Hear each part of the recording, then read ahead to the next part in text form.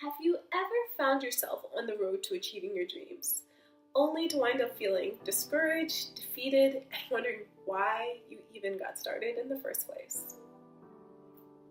Me too. But the good news is that we don't have to stay there, because it's not really our goals that are the problem, but it's rather the frame of reference through which we are viewing and thus trying to achieve our goals. But today, I want to give you 3 tips that you can apply right here, right now, of how to reframe your goals to make them instantaneously more attractive and thus more attainable. So, I think you're ready. Let's get started. Tip number 1 is to change the way that we talk about it. And what I mean by that is altering the narrative that you say to yourself on a daily basis about your goal. So we all have a narrative that we play over and over and over again in our mind. And our mind is learned to put it on repeat based on whatever we've trained our mind to believe or think. So it's so important that we change and alter and are strategically involved in what we think about our goal. For example, if you want to volunteer on Saturday mornings, you could start out with a tone of voice. I have to wake up early. I have to go volunteer. I have to try and make a difference. I can't do this. I can't go out with my friends on Friday night. I can't sleep in on Saturday morning.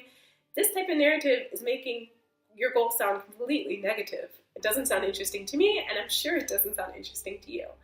But what if, instead of saying I have to or I can't do, you replaced it with I get to and I can do. So I get to wake up early on Saturday mornings and I get to go invest in the lives of people. I get to restore humanity. I get to make an impact in my community. I get to help other people. That's helping myself. I get to contribute to society. And I get to become more disciplined by waking up early on Saturday mornings. I get to make a difference. I can make a difference. Now that narrative sounds so much better than I have to or I can do, because it makes me feel excited about waking up on Saturday morning. So we actually have to restore the excitement and the energy behind our goal, and the way that we do that is by changing the way we talk about it. What is the narrative behind your goal? And you have to focus on the positive outcomes behind your particular goal. Tip number 2 is to change the way in which we approach our goal. And our approach actually has the power to make such a dynamic impact on the overall goal setting process that you would be amazed at how your approach can affect it. And by approach, one of the main ways in which we can alter our approach is by altering our attitude.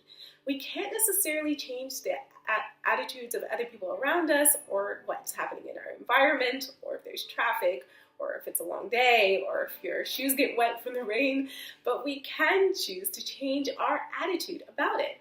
For example, if you are an entry-level employee and you want to climb the corporate ladder, and you envision yourself one day being president or manager or whatever your desire is, you can have the power to change that and show that that's the energy and show that that's your goal and the direction you want to go in by your attitude. By walking in the door with a positive attitude, being punctual, being energetic, being enthusiastic, being teachable, being available, being encouraging and inspiring to your colleagues, all these things combined together have the power to have such an impact on the end product of you actually achieving your goal. So I would encourage you to say, what positive outcomes am I looking for? Now that you changed your narrative, now you need to look at how are you going to apply it, and how are you going to let your attitude dictate your goal and not let your emotions dictate your attitude. Tip number 3 is to change the way that we take the journey.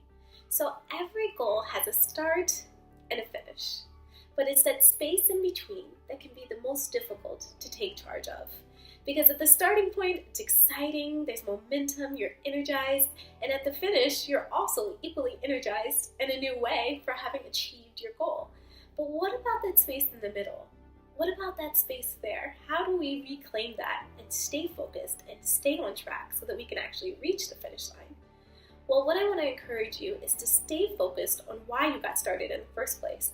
If we lose sight of the starting point in the middle of the journey, then surely we are going to lose our way on the course. We have to remember why we got started in the first place, and that's going to keep us going until the finish line.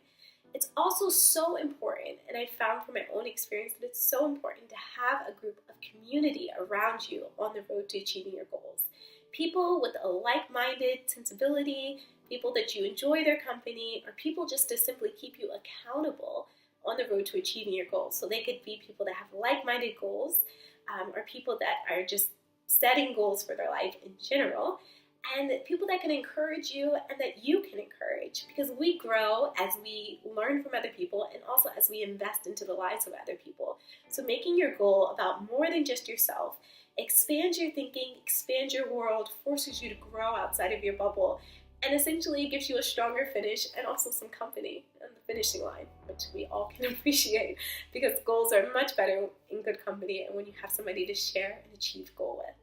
So those are 3 tips that you can apply today, right here, right now, of how to reframe your goals to make them instantaneously more attractive and thus attainable to you. So I hope that they encouraged you. If you enjoyed this video, then give it a like.